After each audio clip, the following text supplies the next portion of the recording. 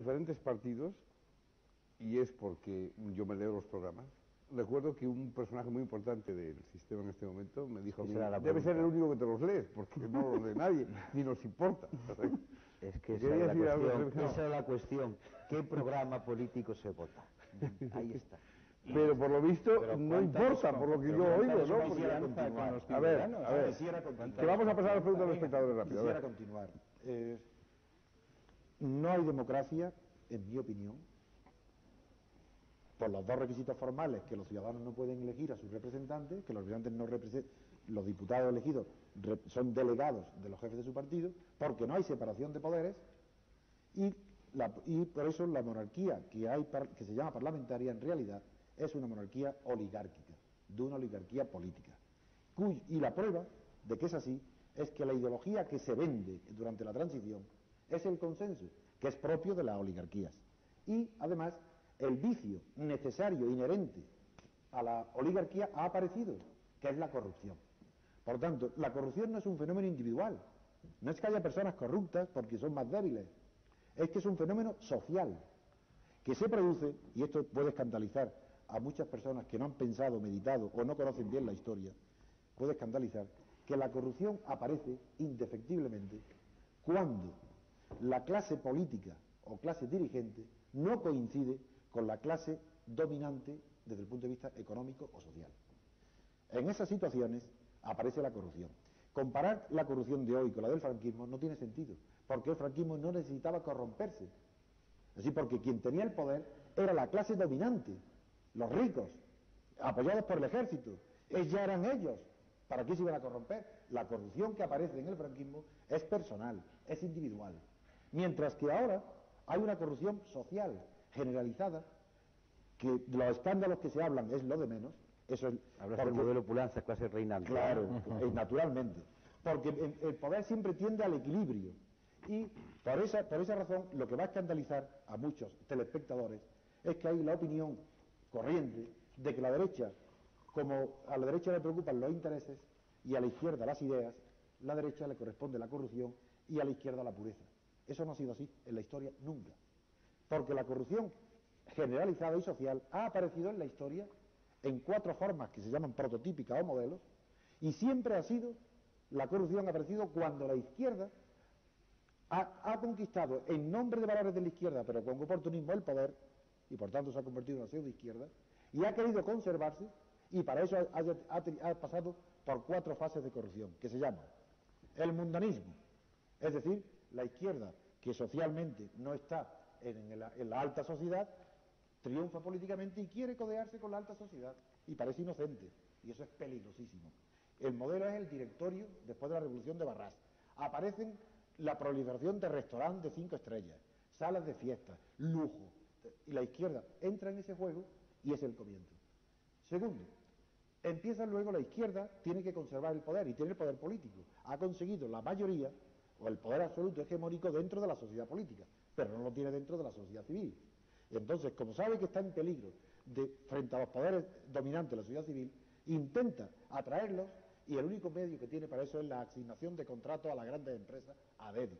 Y de eso no se sabe apenas nada, porque lo que asoma es un 1% de indiscreciones y denuncias de corrupción, pero el sistema ha funcionado por la connivencia del poder político con la clase económica dominante, que se la ha traído. De ahí que la banca, la gran industria, apoyan económicamente al PSOE. Y ese fenómeno no lo inventa el PSOE, eso se inventa en Inglaterra y lo inventa el primer ministro Walpole, y se llama walpolismo, y duró 50 años en la corrupción. Y fue por esa corrupción del walpolismo, que es el tráfico de influencias, por lo que se aparecieron las primeras críticas serias a los partidos políticos, que cometieron el error infantil de creer que la corrupción era consecuencia de los partidos políticos, y no es así. La corrupción es consecuencia del oportunismo de los partidos de izquierda, que para conquistar el poder se olvidan de sus ideales y se acercan a los poderes fácticos económicos. La tercera forma de corrupción, que también ha llegado aquí, se refiere a la banca. Y el que la inventó fue el presidente norteamericano Jackson, con la guerra de los bancos. Hizo un gesto populista de izquierda, hasta el punto que se considera que el primer hombre de izquierda en Norteamérica fue el presidente Jackson. El gesto que hizo, cerró como si cerrara aquí el Banco de España, el First National Bank, que era banco emisor, lo cierra y distribuye el tesoro público entre sus amigos oligarcas de los estados. Bueno, se llama el spoil system y está todo estudiado. Y la cuarta, que resume todas, es el PRI mexicano. Pues bien, la transición española, por un lado, la virtud máxima, el consenso, concepto medieval católico, que no tiene nada que ver con las mayorías y minorías. Y vicio fundamental, la corrupción, que tiene mundanismo, valpolismo, el sistema spoil de Watson y el PRI. Es decir, esa es señal de que en España hay una oligarquía. No, la corrupción no se puede evitar. No es el problema que haya corrupción, el problema es que no se puede combatir. Si aquí hay lo de Ibercor y no dimite y no pasa nada. Y yo no tengo ninguna prueba, ninguna duda de que el gobernador del Banco de España será una persona honrada. Pero ese no es el problema. El problema es de responsabilidad política. Y que en España, si el presidente del gobierno haga declaraciones diciendo que hasta que no haya decisiones judiciales no puede haber, es algo que en cualquier país democrático sería escandaloso. El ministro de Defensa alemán acaba de dimitir porque su gobierno vendió armas al gobierno turco y el gobierno turco las emplea mal contra los kurdos. Bueno, ¿es que acaso el ministro de Defensa alemán ha vendido las armas para que maten a kurdos? No, y sin embargo dimite.